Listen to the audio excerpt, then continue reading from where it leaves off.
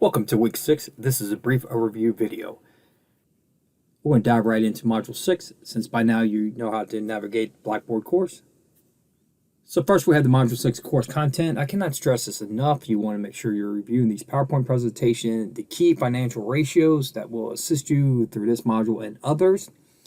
And then again, if you have not, make sure you review the tutorial videos in the manual for Globus. Next, we have the Chapter 4 Smart Book activity. Majority of students are doing very well. There are a few that are struggling. Keep in mind, you want to take your time. You want to make sure you're reading the text and addressing each question one by one. If you perform this method, you should be fine. You should be scored in the 90s or if not 100. So if you are not, make sure you're taking your time. Next, we have a discussion board that will be focusing on the tangible and intangible resources for a company. You get to choose that company, and then you're going to tell me what is competitive, important resources are tangible and or intangible. You're going to be explaining each resource. Then you're going to review the posts of your peers and, of course, provide a comment on at least 2 other posts. Next, we have the Chapter 4 quiz. Next, we have the Chapter 5 case study about Twitter Inc. in 2019. Most of you did fantastic in the first case study. If you're wondering why we went from case study 1 to case 5, it's because they don't go in order by the chapters, meaning that case 1 covered chapters 1 through 3. Case 5 covers chapters 1 through 4. So that's why you have case 5 for this week. Next, we have the Module 6 report. Here is where you're going to be identifying the weapons of competition within the camera segment, the weapons of competition within the drone segment. Then also, you're going to be analyzing the 2 market segments that you're competing within. What are the key factors for you being a successful competitor within the drone market and within the camera segment? And lastly, we have the Globus simulation year 8 decisions. So now let's go ahead and look at the outcome of year 7.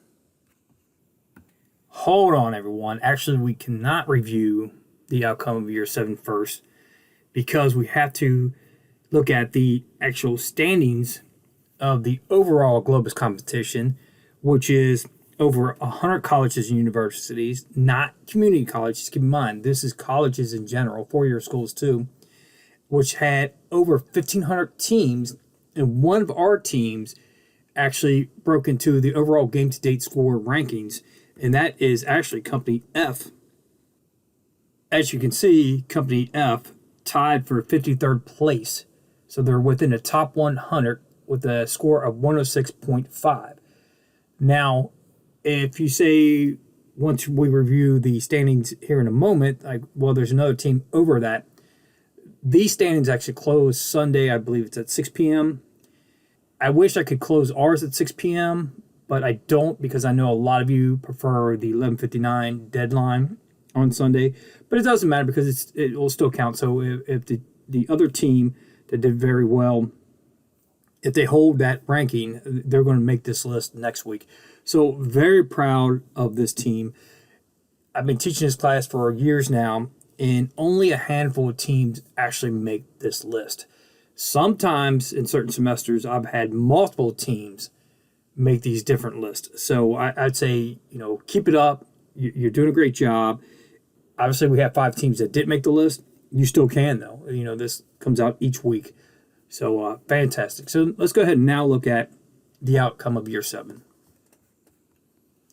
Okay, here's the year 7 scoreboard. I actually treat this almost like a reaction video, if you ever watch this on YouTube, where I don't look at the scores beforehand, so you can get my true opinion about what's going on. As you can see, for year 7 scoreboard, we have something going on here. Team F, who has normally been up top, and I just talked about, they're in 3rd place. Team D is in 1st place with a weighted average score of 107. Team E is at 106, then Team F is at 102, and Team A is at 96, Team C is at 92, and Team B is at 86. Now, if you could notice this, that Team F dropped 5 points. And this is what I was telling you the whole time. Any team could drop.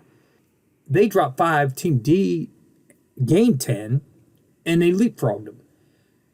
And now, if you look at the standings, we go from 107 to 86. That may not seem tight to you, but it is. I know the possibilities in the simulation. Team B, by no means are you out. You're in the hunt now. I always like a team to be in that 90 range. You're 86. You gained 5 from last week, so great job. Team A, who I picked on early on, they're at 96. Gained 11. So this goes to show you, as long as you stay focused and don't be disappointed in any one given year, you're going to be okay. Any business could have a bad month, a bad year. It's about how you bounce back, though.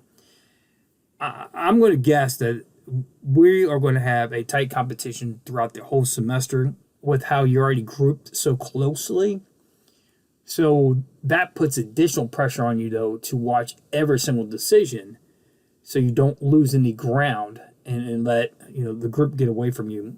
Such as B, you're at 86, you're right there, but if you slip, you may be out of the running. So let's go ahead and now look at the game-to-date scoreboard, which Team E is at 107. They have 1 bonus point. Team D is 106. Team F is at 106. So you would say, wait, hold on. I thought you said Team F was in 3rd place. Well, for that one particular year, yes, they were. For overall, they're tied for 2nd. Okay, so keep that in mind. I always go review that particular year first, and then we do the game-to-date scoreboard. So then we have Team C at 96, Team A at 95, and like I said, I commend them because I was really concerned with Team A. So great job, Team A. Team C got 2 bonus points. Team A received 1, and Team B received 1, and they're at 87. Normally, at this point in time, I'm kind of picking on a team, but I have nothing but great comments. This is going to be fantastic to watch these teams go through the simulation. I think it's going to be very interesting to see who can kind of try to pull away.